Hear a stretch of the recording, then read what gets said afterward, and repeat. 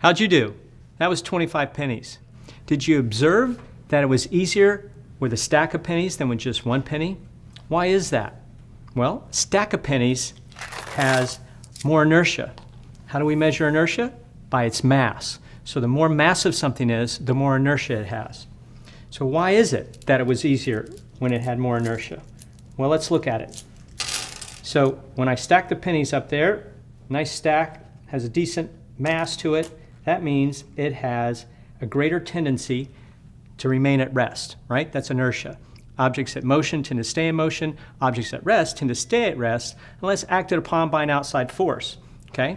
Now that outside force in this case could be from the card making them move sideways, right? I have to apply a little horizontal force to make the card shoot out from under it. Well, that little horizontal force that affects the pennies doesn't do much to the stack of pennies if they have a lot of inertia, right? So the bigger the stack, the more inertia, the less effect that card will have on that stack. So once the support force of that card is removed from the pennies, they fall straight down due to gravity and into the cup. So let's talk about inertia in car crashes. Objects at rest tend to stay at rest, and objects in motion tend to stay in motion. So if a car is going 30 miles per hour, so are you.